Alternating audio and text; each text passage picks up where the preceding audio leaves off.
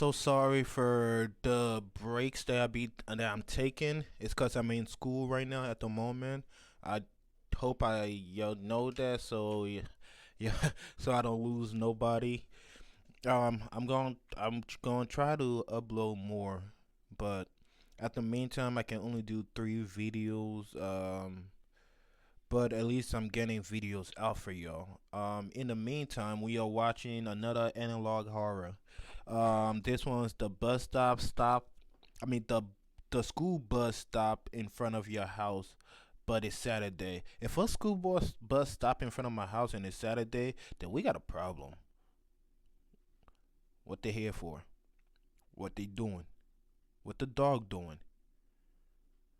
Oh my God! This is by one of my favorite channel now, Red Signal Archive. Again, like, comment, subscribe to Red Signal Archive, and let's get this shit started. This message is issued by the Emergency Coordination Center. Please listen closely and follow the instructions. Alright, let's do this again. This message is issued by the Emergency Coordination Center. Please listen closely and follow the instructions. This is not a drill. For the past 3 weeks, an escalating phenomenon has been observed across various residential sectors, initially confined to the greater metropolitan area, but now extending to surrounding counties. The situation, colloquially referred to as the Saturday Stop, has transitioned from a curious local oddity to a matter of extreme public safety concern. We are broadcasting this information to you directly as part of an urgent public awareness campaign. Okay. The anomaly began on the first Saturday of October.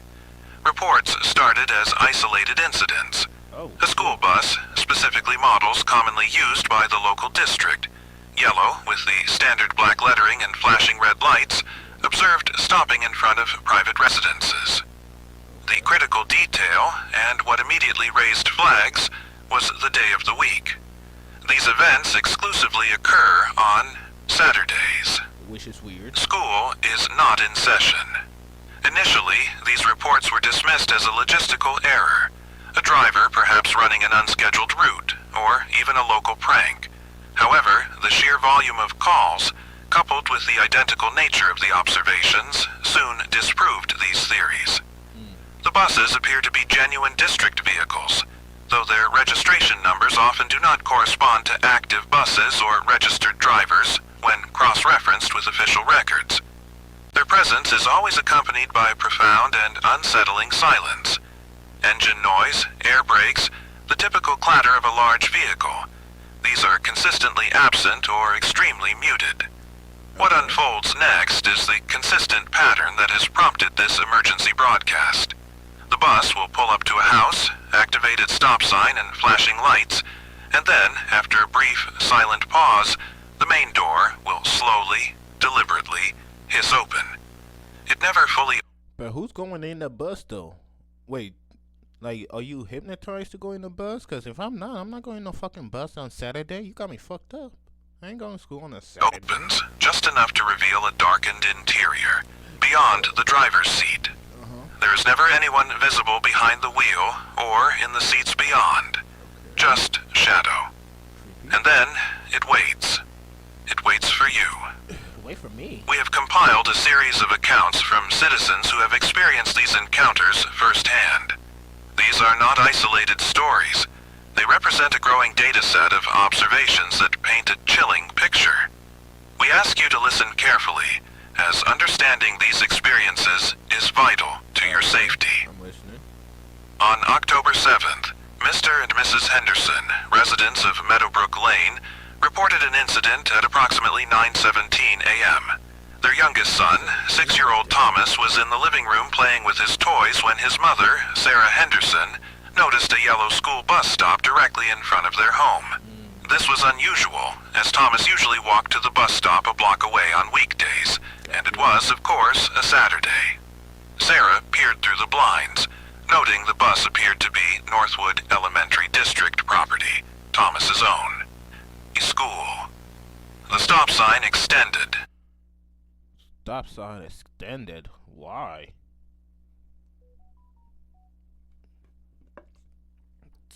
Oh, hell no.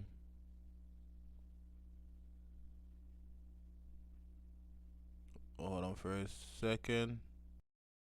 Oh, my bad. I had to go do something real quick, but let's get back to The it. bus appeared to be Northwood Elementary District property, Thomas's own. A school. The stop sign extended, the lights flashed, and the door creaked open, revealing nothing but an unsettling void inside. Sarah called for her husband, David, who joined her at the window. They both described a sudden, overwhelming urge in Thomas to go outside. He didn't say anything, but dropped his toy, walked purposefully to the front door, and began to fiddle with the lock, his small hands fumbling with the deadbolt mechanism. His eyes, they recounted, were wide and unfocused, fixed on the bus. When David intervened, gently restraining Thomas, the child resisted with an unnatural strength for his age, whimpering, "My bus is here, Dad. I need to go." The bus remained for precisely 4 minutes. Then the door silently closed, the stop sign retracted, and it drove away without a sound. Thomas was inconsolable for hours afterward, repeatedly asking when his bus would come back. A similar report came in from Granger Hill on October 14th. A retired couple, Mr. and Mrs. Evelyn and Arthur Reed, were enjoying their morning coffee when the bus stopped at their neighbor's house, the house of Ms. Eleanor Vance, a widow who lived alone and did not have children. Mr. Reed, concerned for Miss Vance, decided to walk over and check on her. He described the silence of the bus as oppressive, a heavy blanket that smothered all ambient noise. As he approached Miss Vance's porch, he could see the bus door ajar, the interior a uniform blackness. He knocked on Miss Vance's door, but received no answer. He tried again, louder this time, still nothing. He then heard a faint rhythmic tapping sound coming from inside Miss Vance's house. It was a soft, steady thumping, like someone gently knocking from within. He called out Miss Vance's name. The bus's brake lights, which had been steadily glowing red, flickered once, then returned to their constant glow. Mr. Reed, unnerved, retreated. He watched as the bus waited for another 3 minutes. Then its door closed, its lights extinguished, and it moved off silently. Miss Vance has not been seen or heard from since. Her front door was found unlocked, and her purse and keys were still on the entry table. Hell no. On October 21st, a group of teenagers on Elm Street, having heard Elm Street. This is not no. They have to worry about Freddy. Now they gotta worry about a bus. Where is this bus taking these people? And why is it on a Saturday? Oh my God, bro. Who want to go to school? Members of the Saturday bus decided to try and interact with one. 17-year-old Mark Chen, accompanied by his friends Chloe and Sam, filmed a bus as it stopped in front of a vacant house that Saturday morning. Mark, seeking to capture something dramatic for social media, walked directly towards the bus, holding his phone up. He reported feeling an odd sense of calm, a peculiar reassurance as he neared the vehicle. The bus door was open, and he could see a faint, shimmering light deep within its interior, like distant heat haze. He described a soft, almost imperceptible hum emanating from within. As Mark reached the bottom step of the bus, his phone screen suddenly went dark, then displayed only static. He paused, confused, and then felt an incredibly gentle push, as if a soft hand had guided him from behind. He took one more step, and Chloe, who had been filming from the sidewalk, screamed. She stated that Mark simply vanished. One moment he was there standing on the bus step, the next he was gone. The bus door closed with a barely audible sigh, and it departed. Mark's friends ran, terrified. When law enforcement arrived, the vacant house was still vacant. Mark Chen has not been located. His phone was found on the street, its screen completely shattered, the internal components melted. Our data indicates that direct confrontation is ineffective and extremely dangerous. Several individuals, in attempts to halt the phenomenon or gather more information, have tried various methods. A civilian attempted to block a bus on Main Street using their personal vehicle. The bus did not deviate from its path. It simply passed directly through the civilian vehicle, leaving no discernible damage to either the bus or the car, but causing the civilian to suffer immediate and severe psychological distress, requiring hospitalization.